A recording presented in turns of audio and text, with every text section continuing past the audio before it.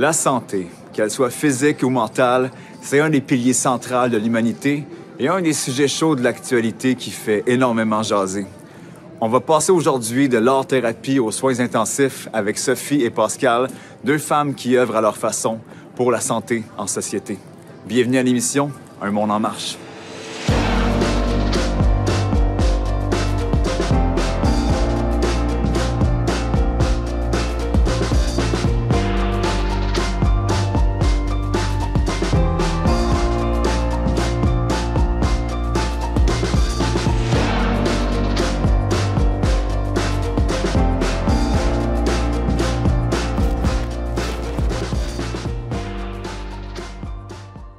Donc, on est à Terre des Jeunes en ce moment, par un beau midi de novembre. Je suis en compagnie de Sophie Chabot.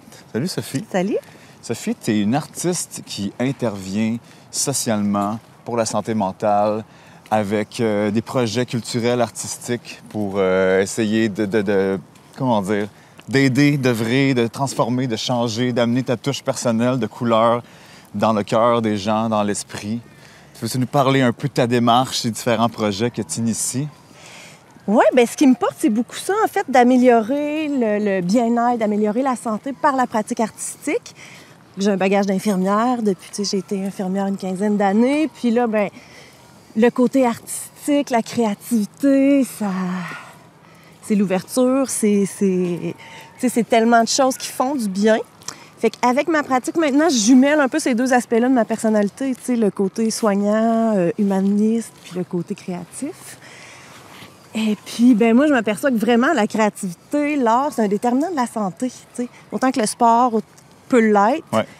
Le sport, c'est super connu, puis on connaît super bien les impacts aussi physiques du sport qui vont amener un état de bien-être, tu sais. Bien, le best, ce serait de faire du jogging en faisant de la peinture, là, dans le fond, là.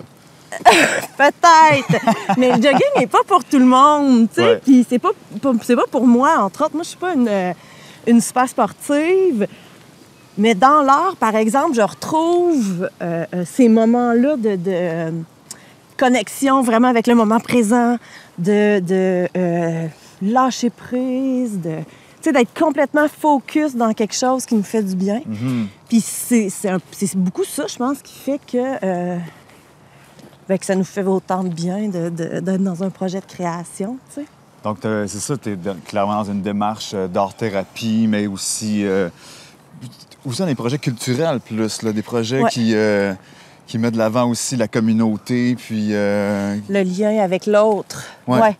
Le lien avec l'autre, tu sais, le lien avec soi, le lien avec l'autre, super important aussi. Puis, moi, quand on le crée ensemble, il y a quelque chose de... Il y a quelque chose de beau qui se développe. Puis ça contribue pour moi à améliorer le monde. À augmenter la cohésion sociale, augmenter les liens qu'on a entre nous, augmenter l'empathie envers l'autre. Puis, à travers une activité créative, on crée ensemble, on est focus ensemble sur un objectif. On apprend à se connaître différemment. On ouvre aussi des possibles, là, des liens avec d'autres qu'on n'aurait pas pensé. Donc, ce que j'aime, c'est d'aller rassembler des gens qui ne se seraient pas rassemblés autrement. Mm-hmm. Donc, quand on fait un projet avec des adolescents, puis des gens qui vivent avec une déficience intellectuelle, qui fréquentent la même polyvalente, ouais. Les mêmes couloirs, mais qui se parlent pas, puis sont pas... Tu crées des nouveaux groupes d'appartenance. Oui, créer des nouveaux groupes d'appartenance, exact. Ouais. Créer de l'ouverture à l'autre, tu sais... Là, tu me racontais que tu travailles en ce moment sur le développement d'un projet, les bienfaits de l'art, la photographie principalement, pour ouais. Le bien-être des adolescents. C'est ça? Bien, pour travailler beaucoup l'image de soi, tu sais, moi, la photo, ça a toujours été quelque chose qui m'a permis de poser un regard différent sur le monde. Ça me permet de saisir des instants, ça me permet de voir le beau aussi, tu sais. Voir la lumière dans une feuille, dans le vent, tu sais. La beauté simple de la nature. Oui, ouais. La contemplation. La contemplation. Ouais. Fait que ça transforme comment on regarde les choses. On est toujours en train de cadrer aussi, tu sais, notre œil est toujours en train de... Et éventuellement, ben, avec la pratique de l'autoportrait, sans le téléphone, qui est la caméra frontale, évidemment, mm-hmm. ben ça nous amène à nous explorer nous-mêmes, à nous mettre en contexte aussi dans des environnements qui nous ressemblent. Puis ça, ben éventuellement, ça transforme l'image que j'ai de moi, tu sais. Puis c'est quoi les principaux enjeux, problématiques que tu constates dans ton travail quand tu interviens auprès des gens que tu vois au 2022 ou 21e siècle qui sont vraiment justement déterminants pour la santé mentale des gens? Bien, il y a beaucoup de l'image de soi, la diminution. Les gens sont les jeunes. En fait, dans le sondage qu'on a fait aussi avec la table de concertation, on voit que les jeunes, l'enjeu prioritaire, c'est la diminution de la satisfaction de l'image de soi. Donc, ils ne sont pas satisfaits de ce qu'ils voient dans le miroir d'eux. Puis moi, je pense que, ben, avec l'époque dans laquelle on vit, c'est beaucoup l'impact des réseaux sociaux qui amène cette difficulté-là chez les jeunes. C'est pas juste une diminution de la satisfaction de l'image de soi, c'est ça, mais c'est les impacts que ça a aussi. Donc, plus d'anxiété, plus de stress, plus d'anxiété de performance, parce qu'il faut toujours être parfait, il faut toujours être beau, d'anorexie, de boulimie aussi, qui ont augmenté pendant la pandémie de 60 à 100 %. Ah ouais, OK. Ça a doublé. OK. C'est fou, hein? C'est dû à quoi, ça? Encore, les gens passent beaucoup plus de Confinement, temps encore. plus de temps sur les réseaux sociaux, probablement. Plus de avec temps le à se confinement. comparer aux autres puis aux standards à atteindre. Ah, l'autre a un confinement tellement plus hot que le mien. Oui, c'est comme ça. si- Tu sais, lui, il a l'air vraiment bien dans son... Ouais. Bon, tu sais, elle reste assise sur son divan, mais elle n'engraisse pas. Je sais pas. Ouais. Fait que c'est ça, ça a eu la pandémie a eu un gros impact là-dessus. Puis je pense qu'en travaillant l'autoportrait, plus avec les méthodes traditionnelles de photo, justement, où il n'y a pas la caméra frontale, puis où est-ce qu'on n'est pas... Dans le selfie, on fait les images pour les autres. Mm-hmm. Tu sais, on prend une image de nous, mais on la prend pour la projeter aux autres. On la prend vraiment pour la mettre sur les réseaux sociaux avec des positions, tu sais, qui sont déjà toutes préétablies puis qui sont à la mode sur les fils d'actualité. Mais de le faire dans une optique de le faire pour soi, Ouais. pour créer notre être via une photo, c'est moins promu. Justement, là, c'est plus personnel, c'est plus... Oui, la démarche est plus ancrée dans qui je suis vraiment, dans la recherche de qui je suis, de qu'est-ce qui me représente, puis comment je peux mettre ça en image pour trouver une image qui va représenter vraiment mon unicité. Et non pas comment moi je peux correspondre aux standards qui sont présentés sur les réseaux sociaux. Tu sais, la nuance est là. Puis je pense qu'en faisant cette recherche-là, ben ça peut amener les jeunes un peu plus loin, tu sais, puis à se dire, OK, tu sais, ben c'est correct ce qu'il y a sur les réseaux sociaux. Il y en a à qui ça convient. Est-ce que vraiment, vous, ça vous convient en tant que personne? Ben peut-être pas. Puis sinon, ben il y a d'autres possibilités, tu sais, de... Qu'est-ce que tu constates dans la santé globale de la communauté, tout ce qui est, j'imagine, l'angoisse, le stress, l'anxiété qui est encore là ou très à la hausse, on en parle beaucoup. Ouais. Les burn-out aussi. Puis comment toi, tu constates que l'art intervient sur ces enjeux-là? Puis qu'est-ce que ça permet, justement?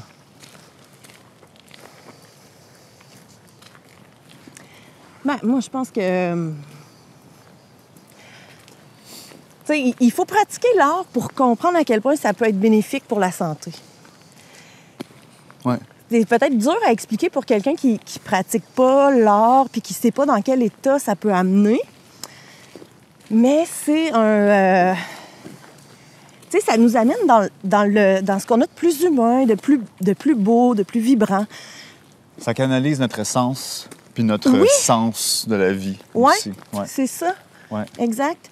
Puis ça nous permet de nous exprimer, d'exprimer qui on est dans ce monde-là, tu sais, dans lequel on vit, de l'exprimer d'une façon unique, particulière. Tu sais, c'est l'ouverture. C'est de se faire confiance aussi, c'est de voir quand on met un peu en abîme ce qu'on peut voir autour de nous. Là, on se concentre sur nous, on se concentre sur notre crayon, sur les couleurs qu'on aime utiliser, sur la façon qu'on aime travailler la matière. Je veux pas, c'est une méditation. Puis on a besoin d'avoir des espaces pour apprendre à mieux se connaître, puis à mieux se définir en tant que tel. Oui, mieux se définir, exact. Ouais.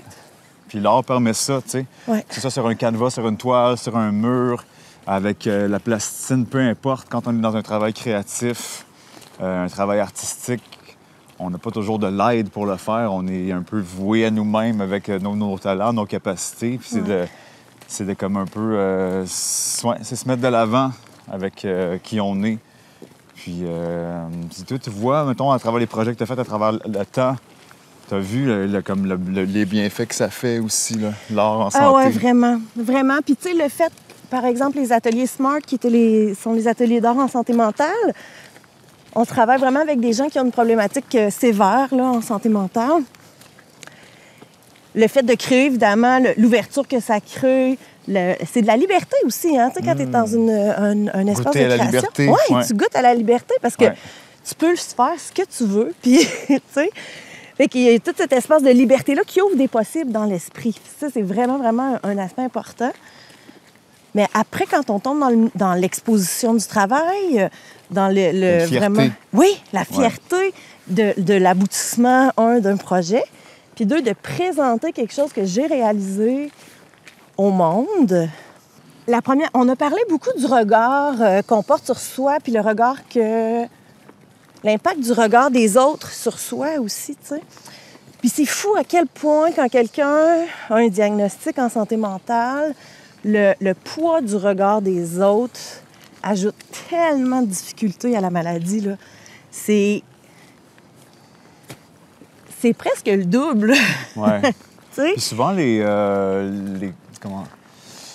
étiquettes de santé mentale qu'on peut se mettre peuvent être souvent néfastes un peu. Tu sais, c'est bon de se comprendre, OK, j'ai peut-être une tendance pour tel ou tel trouble, mais de se catégoriser ainsi, puis de dire, ah, je suis comme ça à cause que telle chose, tu sais, ça peut devenir lourd pour la personne à porter aussi, tu sais, puis les personnes les connaissent, elle a tel ou tel enjeu, tu sais. Donc déjà, OK, elle va faire, tu sais, agir ou faire telle chose, puis bon. Fait que c'est super lourd. Puis moi, j'ai appris à nommer, plutôt que de dire, lui est schizophrène, lui est bipolaire, à vraiment intégrer, de dire, c'est une personne qui vit avec la schizophrénie. C'est une personne qui vit avec la bipolarité. Puis, sérieux, juste en intégrant ces mots-là... C'est moins coulé dans le béton. C'est moins coulé dans le béton. C'est une personne qui vit avec quelque chose. Fait que la personne prend, juste avec les mots, ben la personne redevient en avant. Tu sais, plutôt que de dire, OK, lui est schizophrène, ben non, c'est une personne qui vit avec une maladie, puis qui s'adonne à être la schizophrénie pour lui, tu sais. C'est comme ça, il laisse un peu plus de chance de rédemption. Ouais. D'avoir la grosse étiquette collée dans le front, c'est plus de dire qu'il y a comme quelque chose qui est satellite autour de sa santé personnelle. Puis je trouve ça plus doux, en effet, c'est vrai.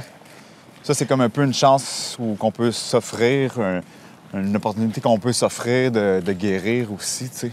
Je veux dire que c'est pas fatal. Il y a des choses qui peuvent nous accompagner toute notre vie, mais...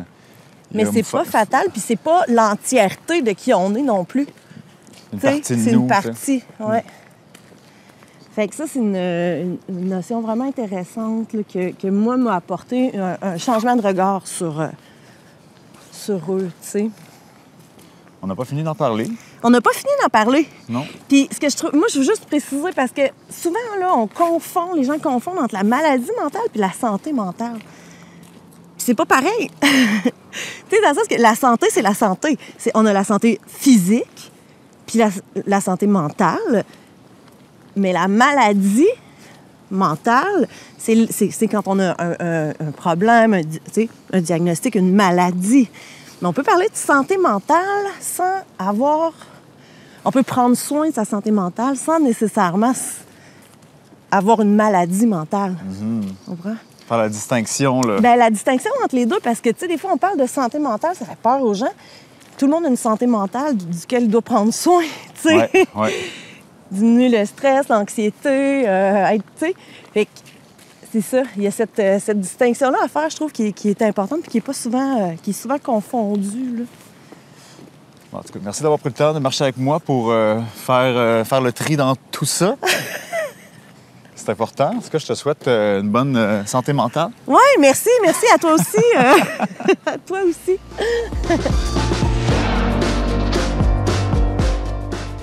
Donc, j'ai décidé ce midi de venir marcher avec Pascale Fortin, qui était candidate pour Québec solidaire à Arthabasca lors des dernières élections. Et tu es aussi infirmière aux soins intensifs et à l'urgence depuis une dizaine d'années maintenant. Oui. Puis, Pascal, en fait, je voudrais que tu nous expliques un peu à travers la marche qu'on va prendre ta vision novatrice pour un Québec en santé, surtout pour la santé mentale. Qu'est-ce que tu perçois dans ton travail qui a des lacunes ou des failles pour que notre Québec se porte mieux mentalement? Mais en fait, ce que je trouve à l'urgence et aux soins intensifs, les gens qui viennent avec des problèmes de santé mentaux, souvent, il y aurait eu quelque chose à faire avant qu'ils se rendent jusque-là, tu sais, puis que quand on parle de coûts, puis d'économiser, puis que ça coûte cher de financer notre système de la santé, tu sais, pour en avoir des thérapeutes, puis ça coûte tellement moins cher qu'un patient qui est intubé, tu sais, qui est aux soins intensifs, qui a besoin d'être avec une... Tu sais, aux soins intensifs, on a 2 patients. Tu sais, ça coûte cher, c'est des spécialistes, ça. Ben, bref, je pense qu'on serait vraiment gagnant à investir dans la prévention, surtout en santé mentale. C'est des enjeux que ça fait longtemps que c'est discuté en politique, puis qu'on pitch ça aux prochaines élections 4 ans plus tard. Il me semble qu'il y a comme quelque chose c'est des spécialistes terrain qui disent « Hey, on peut-tu investir quelques millions pour la prévention des organismes sur le terrain, dans les écoles? » On va évaluer ça avec un bureau de comité pour évaluer ça. On va faire une étude de terrain. Finalement, c'est 4 ans plus tard. Ah, ben là, on est en élection, c'est plus le temps de faire ça. C'est ça. Mais en fait, c'est une des choses, je trouve, au gouvernement, le fait que on a comme 4 ans, on a juste 4 ans, ça donne rien. Tu sais, les routes, par exemple. Ouais. Tu sais, pourquoi on n'investirait pas pour de bon quelque chose qui fonctionne mieux? Tu sais, quand on regarde la différence entre le Québec et l'Ontario, on fait juste traverser et on le voit. Pourquoi? Ouais. Mais parce que c'est juste 4 ans, parce que ça paraît pas dans ton budget, ça paraît pas bien, mais tu sais, en tout cas. Un bon vieux régime de 20 ans. non, pas dans ce sens-là, mais tu sais, qu'il y ait une continuité. Une continuité, tu sais, entre les différents partis. Tu sais, le but, ça devrait être de vouloir ce qu'il y a de mieux, tu sais, pour le Québec, tant en santé que dans toutes nos infrastructures. C'est le fait d'avoir un peu, justement, des mandats de 4 ans. On ne va jamais voir des visions à long terme, parce qu'on ne sait pas si on va être réélu. Fait qu'on vise le ici et maintenant. C'est ça. Puis, tu sais, ça marche pas comme ça, la vie. Là. Imaginez si on faisait ça pour notre maison ou pour notre... Tu sais, ça marche pas de même. Là. Mais... Fait qu'il n'y a pas comme cette pensée-là de voir j'investis quelque chose maintenant, en sachant que ceux qui pourraient prendre la relève aux prochaines élections sont les détrônés. Ils vont continuer. On le voit, mettons, en santé, là, à chaque élection, on l'a vu, là, des réformes. On défait tout, on repart tout. On redéfait tout, puis on repart tout. Mais moi, une des choses que j'avais aimé, justement, aux élections, c'est que la proposition, c'était pas de dire, OK, on va prendre ce qu'on a qui fonctionne bien, on va investir plus, c'est les CLSC, c'est un bon concept, on est reconnu dans le monde pour ça quand ça avait commencé. Mais on peut-tu prendre ça, investir, ce qui fonctionne moins bien, bien, tu sais, oui, ça, on va le retravailler, mais arrêtez de tout vouloir, tout démolir, réforme, puis on défait tout, puis tu sais, c'est... C'est comme ça, on recommence à chaque fois qu'il y a une personne au pouvoir. Puis on repart en arrière, puis pourtant, tu sais, le gouvernement, on pense aux gens qu'on élit, mais il y a plein de gens qui sont des employés, là, qui sont là, qui restent après, là, qui continuent d'être là. Parce que ça, c'est un peu très, très contre-productif. Cette idée-là qu'on peut même pas... Je sais que, bon, c'est différents partis. Les plateformes, bon, je pense que tout le monde veut quand même une paix puis une équité sociale, le moindrement, qu'on est quand même pas s'entendre sur certaines choses. Mais de voir des gouvernements qui se relaient puis ne sont pas capables de faire une pérennité dans des visions qui sont, je pense, du gros bon sens. Ben oui. Moi, c'est une des choses que je trouvais dur à comprendre du gouvernement. Tu sais, quand tu vois les autres candidats, les autres... Tu sais, d'être capable de reconnaître les bons coups des autres, tu sais, il me semble qu'on est capable de le voir, tu sais. Puis on le voyait même quand on écoutait le débat à la télé, tu sais, quand il y en avait... Quand il y a eu de l'entente, puis dire « Ah oui, hey, wow, c'est rafraîchissant! » Puis le monde... Ils sont d'accord, c'est la même affaire. « Hey, wow! Non, mais c'est le fun! » Puis on dit... En tout cas, moi, ça m'encourageait, puis je me dis que, justement, tu sais, on parlait de santé, on parle de tout ça, tu sais, si on peut reconnaître, justement, les bons coups, ce qui fonctionne bien, mais, tu sais, construire là-dessus au lieu de toujours faire du surplace, puis... Tu sais, ça fait combien d'années? Moi, je me souviens pas... d'avoir jamais écouté les nouvelles puis entendre que notre système de santé, il y avait une amélioration quelconque. Mettons, si t'aurais un budget illimité, là, que tu voudrais gâter les Québécois pour Noël, là, puis tu serais, mettons, ministre de la Santé, qu'est-ce que tu ferais? Que tu dis ça, là, j'ai envie de vous gâter. Mettons que tu mettrais des spas et des saunas dans les salles d'attente. T'es dans le jacuzzi. Madame Lévesque, c'est votre tour. OK, Ouais. je me sèche puis je m'en viens. Là, tu sais. Ouais. Ah, ce serait le fun, ça. Ah ouais. mais déjà que les différents travailleurs de la santé, que les salaires soient compétitifs, je pense que ça pourrait aider. Puis de ramener dans le public, justement, on parle de santé mentale, des psychologues, de ramener ces gens-là vers le public, je pense que ça serait très bénéfique. C'est sûr qu'avec un budget limité, j'essaierais quand même de ramener certaines choses au niveau plus local. On est rendu qu'il faut aller à Trois-Rivières pour tellement de choses. Ouais. Il y a une décentralisation ou une centralisation de certains services, oui, mais il faut comme s'éloigner. Exactement. Puis ça, je suis sûre que ça rend ça difficile pour les gens.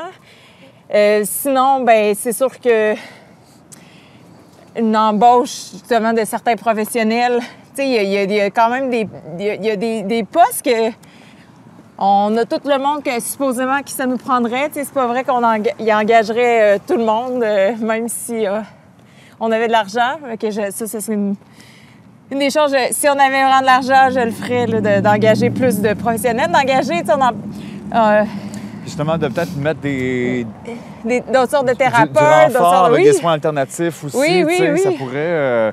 parce que je pense que ça, il y a un certain tabou ou une certaine fermeture encore ou une peur à vouloir intégrer ça dans les mœurs des hôpitaux, tu sais. Parce que je pense que ça pourrait contribuer, parce que c'est des choses que les gens souvent peuvent ramener chez eux. Tout à fait. Puis, tu sais, on parle des hôpitaux, mais tu sais, on a nos CHSLD, on le voit, là, justement, les clowns thérapeutiques, la zoothérapie, tout ça, c'est des choses qui sont super bénéfiques. À chaque fois qu'il y en a, les gens en sont très... Donc, d'avoir des pandas aux soins palliatifs. Des pandas, oui, c'est un drôle de choix d'animal, mais OK. Ah, c'est parce que c'est cute puis c'est doux. Oui, c'est gros, par exemple. Un panda, moi, j'ai réalisé adulte qu'un panda, c'est une sorte d'ours. J'avais jamais fait le lien dans ma tête, on dirait. Mais ça reste un ours. Oui. Non, c'est clair que c'est parce que plus... un chat ferait bien la job aussi. Oui, les chats dans un... Mais je pense qu'il y a certaines résidences personnes âgées qui en ont des chats, d'ailleurs. OK. Mais bon, s'il y a les allergies, tout ça, là, c'est un autre... Mais il y aurait quand même moyen de tu sais, souvent, que ce soit par la couleur aussi, de mettre la couleur dans les couloirs ou de mettre des tabliers funky, là, tu sais, pour... Oui, parce que je sais pas si vous avez vu, ça avait l'air de... Ben non, ça, c'est Trois-Rivières. Trois-Rivières, deux des départements les plus laids à l'époque, là, ça fait quand même quelques années, c'était la psychiatrie, puis l'obstétrique. OK. Je suis comme, mais tu sais, on pourrait-tu, en psychiatrie, que ça n'ait pas l'air de... Pas l'air d'un hôpital psychiatrique, justement. Essayer de rendre ça un peu plus joyeux, un peu plus... Puis d'avoir des gens aussi en loisirs, tout ça, tu sais, les personnes âgées. On a de la difficulté à avoir des gens pour les... Là, j'ai comme un blanc de mémoire là, du titre d'emploi, là, mais... Les intervenants en loisirs. Ouais. Tu sais, ça en prend plus de ça. Les gens, là... Il y a des gens qui sont en résidence pour personnes âgées, mais c'est pas des personnes âgées, là, c'est plus des problèmes de santé mentale. Ouais. Mais tu sais, ces personnes-là, quand l'intervenant à loisir, il est plus là, moi, je les ai vus à une résidence parce que l'intervenante est partie. Ils sont découragés, là, ils font plus des sorties. Ouais. Ne serait-ce que sortir dehors, jouer à... Donc, de mélanger les hôpitaux avec les clubs med, là, un peu. Oui, non, mais je veux dire, tu sais, d'avoir... Puis c'est encore une question de santé mentale dans ces situations-là, tu sais. Tout à fait. Puis c'est la clé de tout, tu sais, un esprit sain dans un corps sain qui reste une des vieilles doctrines de ce monde, qui ça a une énorme influence. C'est sûr que... Tout à fait. Je veux pas... Il y a beaucoup qui est interrelié entre le corps et l'âme. Oui, puis tu sais, le stress et l'anxiété, c'est tellement mauvais pour n'importe quel aspect de la santé. Oui, on a une société très compétitive, qu'on nous force à... que les standards de société, de bien-être sont très grands. Donc, les gens sont de plus en plus désemparés à atteindre ces standards-là. Puis, c'est encore là aussi, c'est toute une problématique sociale. Puis ça, c'est dur à mettre le doigt là-dessus puis à œuvrer comment ralentir le train-train quotidien de la société, c'est pas facile. Ça, c'est un autre niveau politique en tant que tel. Tout à fait. C'est spirituel et psychologique aussi, tu sais. Parce que là, c'est comme un peu, OK, comment est-ce qu'on peut, en tant que société, se donner les moyens d'aller un petit peu moins vite, puis Ouais. de comme slacker le pédale un petit peu, tu sais. Mais tu sais, déjà, d'arrêter de traiter notre système de santé puis notre système d'éducation même comme des dépenses, puis de le voir comme un investissement pour le futur, un investissement pour notre santé, tout ça, je pense que c'est un changement de mentalité qui aiderait pour le Québec en général, selon moi. Parce que... C'est investir pour l'avenir aussi. Oui, ouais. Tu sais, puis... On l'a vu, tu sais, avec la pandémie, là, que la santé mentale, même les gens qui avaient jamais pensé que c'était quelque chose d'important ou que ça les touchait, tu sais, tout le monde, ça les a touchés jusqu'à un certain point. Je me souviens quand moi, je travaillais à Info Santé pendant la pandémie, puis chaque appel, peu importe si c'est à propos de quoi, il y a une petite partie, il y avait comme une petite goutte de COVID qui était rajoutée là-dedans parce que tout le monde avait un peu d'anxiété de rajouter aux autres problèmes, tu sais. Ouais. Fait que, tu sais, c'est là que les gens, il y en a beaucoup qui se sont rendus compte que, ben, ouais, ça aurait peut-être été important, tu sais, d'avoir investi avant, mais investir, c'est ça que ça veut dire, c'est qu'il faut le faire avant qu'il soit trop tard, tu sais. Il faut le faire avant que... Moi, ça a pu mettre en lumière qu'il y avait des lacunes. Ouais. Ça prend un peu une crise pour secouer, remettre les choses en place, en perspective. On va voir ça comme un cadeau en bout de ligne, si ça peut nous aider à comme dresser des grandes lignes un peu plus positives. Puis, mais je serais contente s'il y en a qui se rendent compte de l'importance de la santé mentale à cause de la pandémie, bien tant mieux. Si ça, il y a quelque chose de positif qui en ressortait, ce serait quand même une bonne chose. En tout cas, Pascal, merci beaucoup ça fait plaisir. d'avoir pris le temps de marcher avec moi. Puis je souhaite que tes pensées positives et novatrices pour le Québec puissent encore là faire leur place dans les urgences, les salles d'attente. Puis je te souhaite de continuer ton bon travail. Mais merci beaucoup.